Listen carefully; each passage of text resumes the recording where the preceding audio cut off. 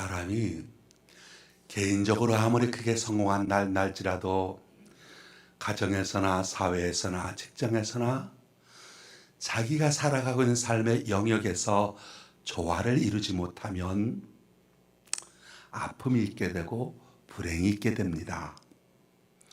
우리 사람은 한 생을 살아가는 데 있어서 우선 자기 자신과 내적인 조화를 이루어야 합니다. 그리고 가정에서도 가족 간의 조화를 이루어야 하겠고, 직장에서 동료들과 그리고 사회와의 조화도 이루어야 합니다. 한 걸음 더 나아가서 역사와도 조화를 이루어야 하겠고, 하나님 나라와도 조화를 이루는 생활을 해야 하겠습니다. 만약에 내 삶에서 내 자신과 내 주변과 내 이웃과 역사와 하나님과 조화를 이루지 못하게 된다면 그분이 아무리 큰 일을 시도해도 또는 큰 일을 했다 한다 할지라도 그것이 성공으로 귀결되지 못하게 됩니다. 아주 옛날 고대에 이 지구에 공룡이라고 하는 거대한 동물이 살고 있었다고 합니다. 기록에 보니까 공룡 중에 작은 것도 무게가 1톤 이상 되었다고 합니다. 1톤, 1000kg입니다. 우리 여러분들에게 비하면 무려 15배 내지는 20배 그렇게 몸무게가 나갔던 거죠. 그런데 몸무게는 그렇게 많이 나가는데 몸은 큰데, 덩치는 큰데 이 뇌 무게가 사람의 5분의 1은 약 300g 밖에 되지 못했다고 합니다. 체구에 비해서 머리가 너무 작다 보니까 자기 체구를 제대로 유지해 갈 수 있는 머리를 갖추지 못해서, 다시 말해서 체격과 머리가 조화를 이루지 못해서 멸종하게 되었다 하는 그런 기록을 본 적도 있습니다. 공룡 사회뿐만 아니라 우리 인간 사회에서도 마찬가지입니다. 현대 문명이 물질 문명으로서는 크게 발달해 가고 있는 것 같지만 정신 문명은 어느 때보다도 쇠약해져 있습니다. 역사학자인 아놀드 토인비는 말하기를 물질 문명은 토끼처럼 뛰고 있는 반면에 정신 문명은 거북이처럼 느린 걸음을 가고 있다. 이것이 바로 현대 사회의 문제요 위기다라고 지적한 일이 있습니다. 사회 어느 구석을 들여다보아도 서로 화합을 이루고 조화를 이루는 모습 찾아보기가 어렵습니다. 여기저기서 불협화음, 시끄러운 잡음이 나고 있습니다. 소리는 큽니다. 그런데 조화를 이루지 못하고 있습니다. 여기저기서 티격태격하는 소리가 들려옵니다. 예수님께서도 그 당시 사회를 가리켜서 하신 말씀, 우리가 너를 향하여 피를 불어도 너희가 춤추지 않는구나. 우리가 너희를 통하여 애통해도 너희가 가슴을 치지 않는구나 말씀하셨습니다. 안타까워하신 말씀이죠. 조화를 이룬 세대에 대한 책망의 말씀이기도 했습니다. 한쪽에서 즐거워 피를 불면 같이 즐거워하고 같이 춤출 줄도 알아야 하는데, 한쪽에서 고통스러운 일로 슬퍼하고 울고 있을 때 같이 애통해하고 가슴 칠 줄 알아야 하는데 이런 모습을 보기가 어렵다고, 조화를 이루지 못하고 있다고 말씀하신 것이지요. 어디 2000년 전 유대 사회만 그렇겠습니까? 오늘 우리의 일상생활에서도 내 자신의 고집은 있지만 함께 조화를 이루어 가지 못하고 있는 이웃들과 조화를 이루지 못하는 것을 보게 됩니다. 오늘 본문 보면 조화를 상실한 한 부자 이야기가 나오고 있습니다. 이 부자는 어떻게 삽니까? 좋은 옷을 입었습니다. 맛있는 음식을 먹습니다. 날마다 호화롭게 즐기며 살아갑니다. 19절, 한 부자가 있어 자색 옷과 고운 베옷을 입고 날마다 호화롭게 즐기더라. 날마다 호화롭게 즐기며 살아가는 한 사람이 나옵니다. 그런데 여기에 또 아주 대조적인 또 한 사람의 이미 나오고 있습니다. 이 사람은 그 부잣집 대문 곁에 쓰러져 있는 병든 거지였고 나사로라 이름하는 사람이었습니다. 20절로 21절 말씀. 나사로라 이름하는 한 거지가 헌데투성으로 그의 대문 앞에 버려둔 채 그 부자의 상에서 떨어지는 것으로 배불리려 하며 심지어 개들이 와서 그 헌데를 핥더라. 이 부자와 거지 나사로 너무나 대조적인 모습으로 나타나고 있습니다. 그런데 이 두 사람 중 그 어느 누구도 이 세상에서 영원히 살지 못하고 죽어서 하늘나라에 가게 되었다는 겁니다. 부자는 불꽃이는 고통스러운 음부에 들어가게 되었고 가난한 나사로는 천사들의 tul림을 받아 하나님 나라에 들어가서 아브라함과 함께 지내게 되었다고 말합니다. 음부에서 고통을 겪고 있던 이 부자가 도저히 견딜 수가 없었습니다. 그래서 천국에 있는 아브라함을 향하여 간청합니다. 네 옆에 있는 나사로의 손에 물 한 방울 찍어 제 입에 적셔 주십시오 하니까 아브라함이 뭐라고 합니까? 한마디로 딱 잘라 거절합니다. 부자가 체념을 합니다. 그러면서 또 한 가지 아뢰입니다. 나는 어쩔 수 없이 여기서 고통을 당하고 있다 할지라도 세상에 아직은 남아있는 나의 5 형제 저들만이라도 이곳 지옥에 오지 않아서 나와 함께 고통을 당하지 않도록 해야지. 그 생각으로 아브라함에게 요청합니다. 나사로를 지상에 보내셔서 우리 형제를 회개시켜서 제가 고통당하고 있는 이곳으로 오지 않게 해주세요. 이 내용에서 우리는 조화를 잃고 살아갔던 한 부자의 모습을 보게 됩니다.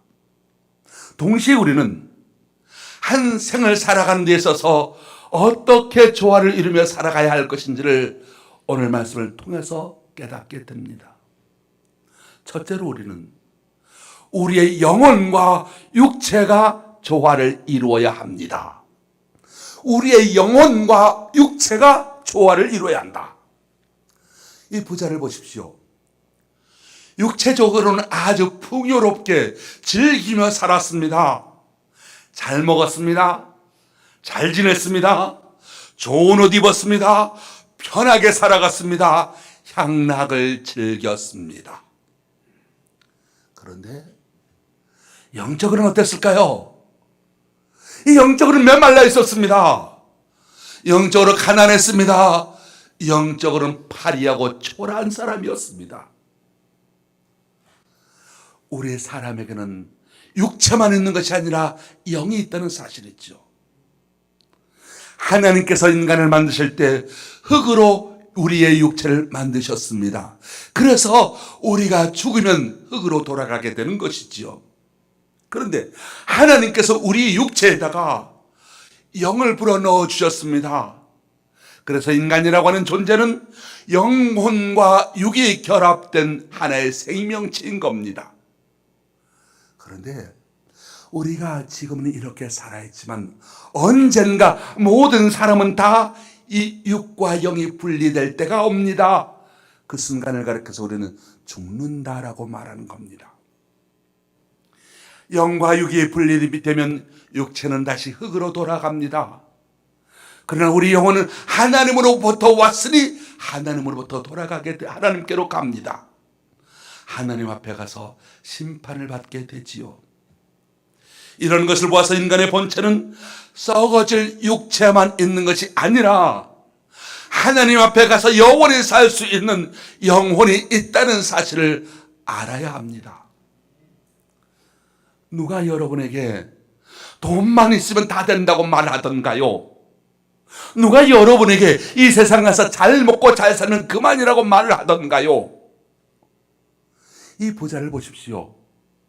부자의 영화가 어디로 갔으며 부자가 누렸던 그 재물이 무슨 소용이 있으며 그가 누렸던 쾌락은 향락은 무슨 가치가 있었겠습니까?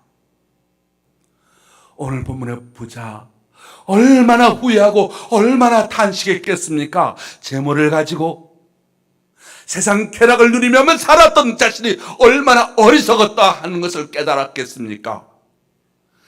그때는 땅을 치고 후회해도, 그때는 소리 높여 통곡해도 아무 소용이 없게 되었다는 겁니다. 이 부자의 문제가 무엇이었습니까? 육체적인 문제, 풍요로움, 만족함, 그 풍요로움은 갖고 있었지만 영혼의 빈곤함, 영혼의 기쁨, 만족은 가지지 못했다는 데 있습니다. 하나님께서는 오늘 저와 여러분, 우리의 육체가 건강하길 원하십니다. 하나님께서는 여러분의 육체가 편안하게 살기를 원하십니다. 여러분이 복된 사람으로 살기를 원하십니다. 동시에 우리의 영혼도 잘 되기를 원하십니다. 사랑하는 자여, 내 영혼이 잘됨 같이 내가 범사에 잘되고 강건하기를 내가 간구하노라. 하나님은 우리의 어느 한쪽만 잘되는 것이 아니라 저와 여러분, 우리의 영과 혼이 그리고 육이 다 잘되기를 원하고 계신다는 사실입니다. 그러면 우리가 신앙생활 하는 데 있어서 어떻게 하면 영과 육의 조화를 이루며 살아갈 수가 있겠습니까? 로마서 12장 1절, 형제들아, 내가 하나님의 모든 자비하심으로 너를 권하노니 너의 몸을 하나님이 기뻐하시는 거룩한 산제물로 드리라. 산제물로 드리라. 산제물은 무슨 말일까요? 우리의 몸이 하나님 앞에 제물로 바쳐졌다는 겁니다. 우리의 삶 자체가 하나님 앞에서 제물이 되어 살아가는 삶이라고 하는 겁니다. 무슨 말이냐면 우리의 삶을 하나님 앞에 거룩한 몸으로 살라 하는 말씀인 겁니다. 우리가 예배 시간만 거룩한 마음을 갖고 있는 것이 아니라 우리가 예배를 마치고 세상에 나가서 그 세상 일상적인 삶에서도 하나님의 거룩한 백성답게 살아가는 것, 하나님께서 나와 함께 하십니다. 나는 하나님의 백성입니다. 나는 하나님의 것입니다. 자의식을 가지고 선포하며 살아가는 삶이어야 한다는 겁니다. 나는 세상에서 두려울 것이 없는 하나님의 자녀입니다. 나는 세상에서 무서울 것이 없는 하나님의 동역자입니다. 나는 지옥을 수호하는 왕 같은 제사장입니다. 나는 영혼을 복되게 하는 복의 근원입니다. 나는 영혼을 살리는 복음의 일꾼입니다. 나는 천국 열쇠를 들고 있는 선교사입니다. 나의 능력 지름 안에서 나는 모든 것을 할 수 있습니다. 이런 거룩한 자부심, 이런 성도로서의 거룩한 자의식, 이것을 가지고 살아갈 때 우리가 영육간의 조화를 이룰 수가 있게 됩니다. 또한 우리는 두 번째로 너와 나의 조화를 이루며 살아야 합니다.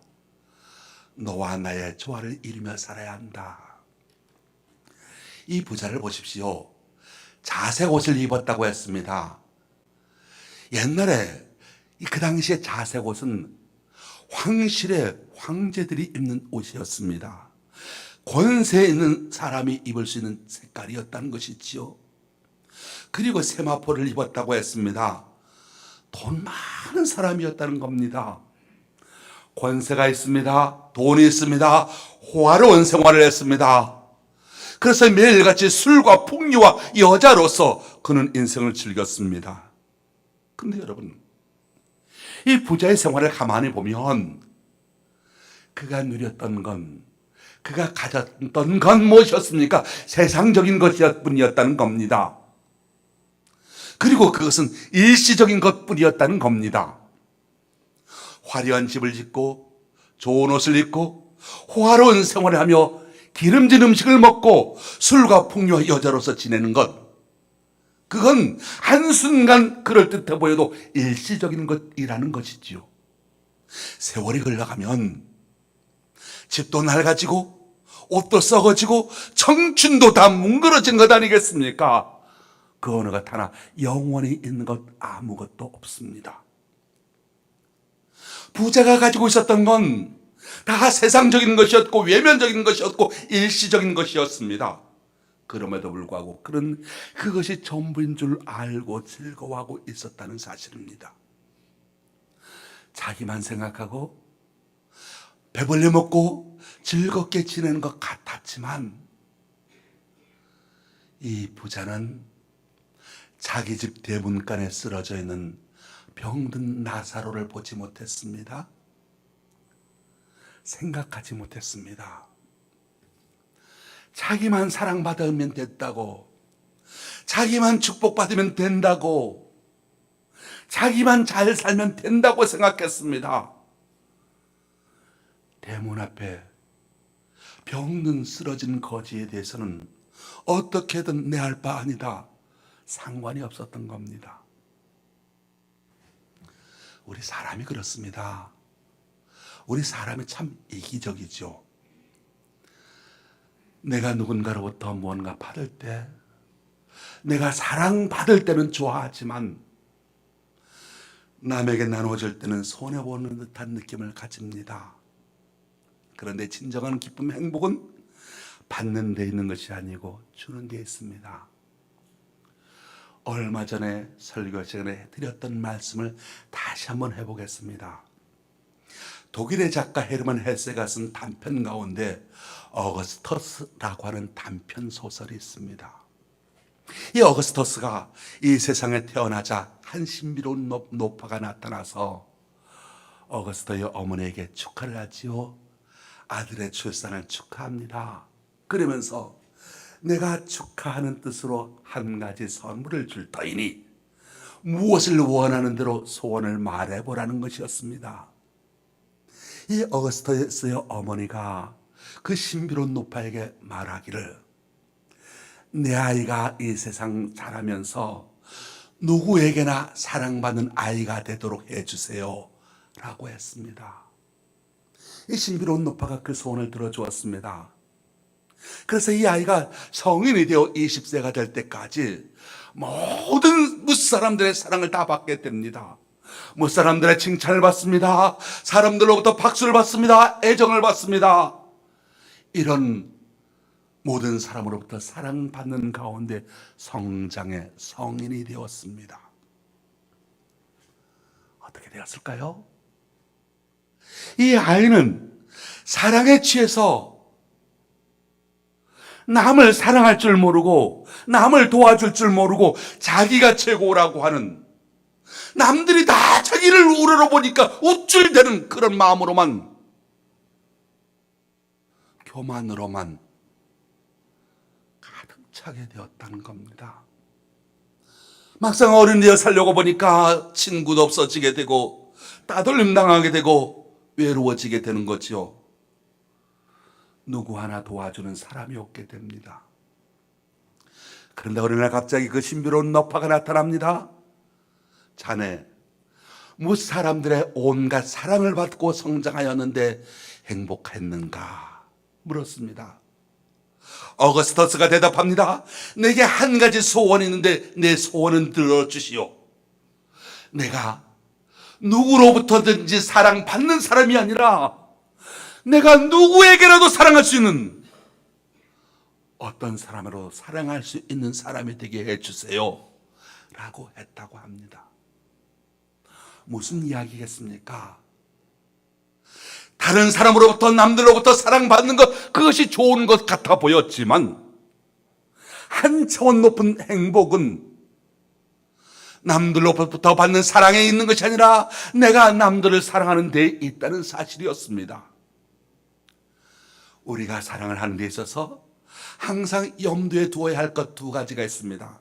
하나는 내가 좋아하는 사람만 사랑하는 것, 나를 좋아해 주는 사람만 사랑해 주는 건, 이건 사랑이 아니고 당연한 겁니다. 누구라도 할 수 있습니다. 그런 사랑을 가리켜서 좋은 사랑이라 말할 수 없습니다. 그러면 어떤 사랑이 아가페 사랑이 될 수가 있겠습니까? 내 마음을 아프게 하는 사람이라도, 내가 미워하는 사람이라도 사랑할 수 있어야 된다는 것이 있죠. 정말 내 마음을 아프게 하고 내 기분을 상하게 하고 나에게 고통을 주었던 그 사람을 사랑할 수 있는 것, 그건 능력인 겁니다. 내 마음에 상처 입힌 그 사람을 용서하고 사랑해야 하는 것, 내 마음은 아프지만 그래도 용서하고 사랑하는 것, 이것이 우리 예수님의 십자가의 사랑입니다. 그리고 나보다 잘난 사람 사랑하는 건 쉽습니다. 나보다 훌륭하고 나보다 좋은 사람을 사랑하는 건 누구나 다 할 수 있습니다. 그런데 보잘것없고 작은 자 하나를 사랑하는 건 어렵습니다. 이런 사랑의 마음을 가져야 되겠습니다. 예수님께서 마태복음 25장에 제자들과 나눈 대화의 장면을 기억하십시오. 예수님께서 제자들에게 말씀하십니다. 내가 주를 때 너희가 먹을 것을 주지 아니하였고, 목마를 때 마시게 하지 아니하였고, 나그네 되었을 때 영접하지 아니하였고, 병들었을 때 옥에 갇혔을 때 너희들이 와서 돌아보지 아니하였노라 하십니다. 제자들이 어리둥절합니다. 선생님께서 언제 감옥에 갇히신 적이 있으셨고, 병든 적이 있으셨고, 줄인 적이 있으셨고, 목말라 하신 적이 있으셨고, 헐벗은 적이 있으셨습니까? 그러셨다면 우리가 진작에 그렇게 했을 겁니다. 대답을 합니다. 그때 예수님께서 제자들에게 뭐라고 말씀하시나요? 내가 진실로 너희에게 이르노니 이 지극히 작은 자 하나에게 하지 아니하는 것이 곧 내게 하지 아니하는 것이라 말씀하십니다. 지극히 작은 자, 지극히 작은 자 하나에게 하는 것이 곧 내게 하는 것이다 말씀하십니다. 이 부자, 지옥에 간 부자, 참으로 불쌍하게 느껴집니다. 자기 집에 남아서 장롱 속에 쌓아둔 헌 이불이라 하나라도 왜 나사로에게 덮어주지 못했을까요? 자기의 밥상에 있는 음식 하나를 자기 손으로 주지 못하고 그 상에서 떨어지는 부스러기를 쥐어먹게 했을까요? 주위에 떨고 있는 나사로에게 왜 이부자리 하나 나눠주지 못했을까요? 허기진 배를 움켜쥐고 절절매고 있는 불쌍한 나사로에게 왜 밥 한 그릇 줄 수가 없었을까요? 원종수 권사님의 간증집을 보면 주님을 위해 쓸 수 없는 기술은 저주다. 주님을 위해 쓸 수 없는 돈은 저주다. 주님을 위해 쓸 수 없는 건강은 저주다라는 말이 있습니다. 이 부자를 보십시오. 자기 혼자만 즐길 줄 알았지 자기 집 대문 앞에 있는 작은 나사로를 껴안지 못했습니다.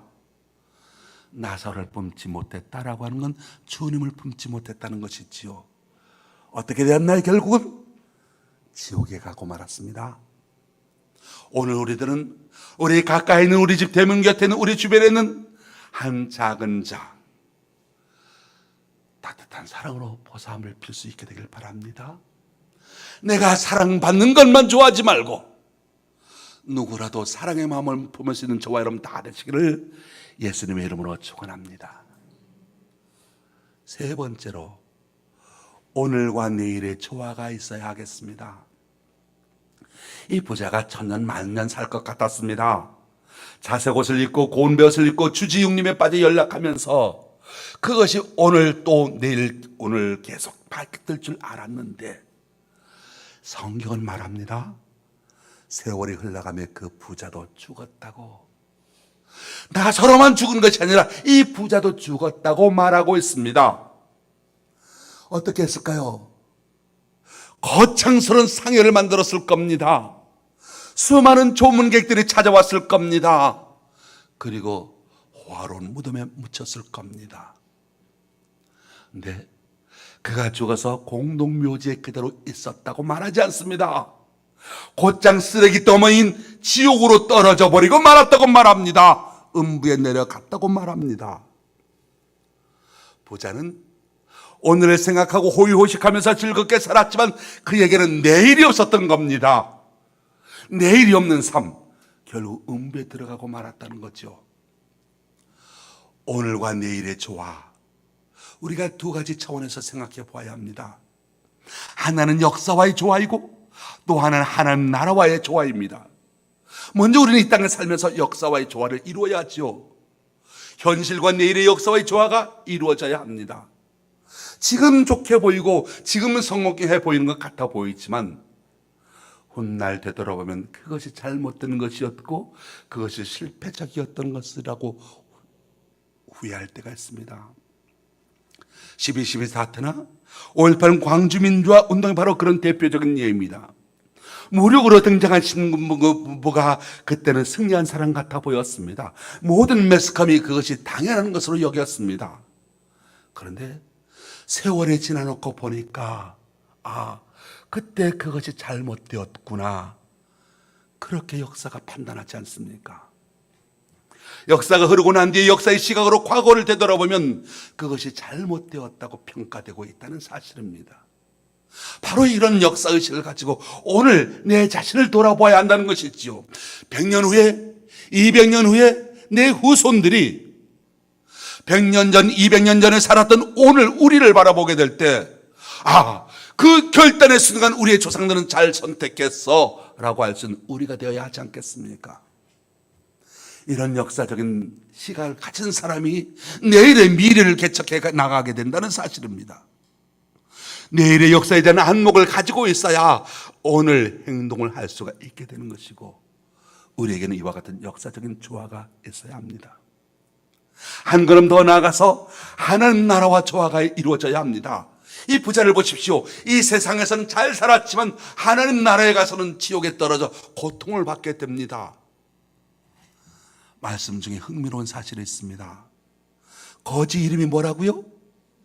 나사로입니다. 그러면 부자 이름은 뭘까요? 없습니다. 성경은 부자의 이름은 기록하지 않고 있습니다. 그런데 여러분, 이 땅에 살았을 때는 누구의 이름이 더 영광스러웠을까요? 틀림없이 부자의 이름이었을 겁니다. 누가 이 거지의 이름에 세상에 살았을 때는 관심조차 두었겠습니까? 알 필요도 없었고 알고 싶은 사람도 없었을 겁니다. 그런데 하나님께서 누구의 이름을 기록하셨습니까? 누구의 이름을 기억하셨습니까? 부자가 죽었을 때 그의 이름을 듣고 많은 사람들이 몰려올 정도로 호상이었습니다. 사실 그 부자는 자기 이름을 내기 위하여 그의 일생을 투자했습니다. 자기 이름을 높이고 빛내는 것이 그의 생애의 모든 관심이었습니다. 그런데 마지막에 가서는 하늘에서는 기억되지 못했습니다.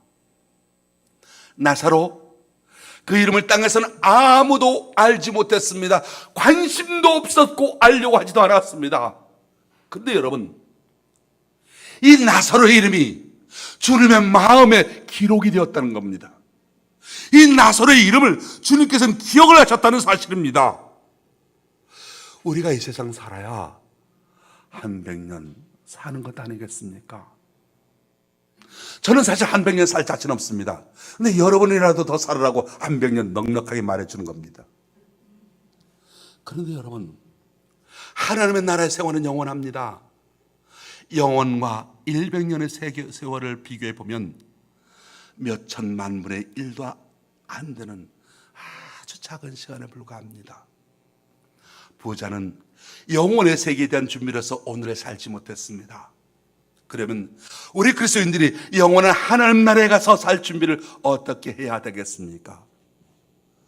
주님께서 말씀하십니다.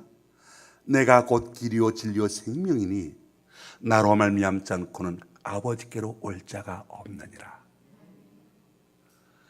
예수 그리스도만이 우리를 하나님 나라로 인도하실 분이십니다.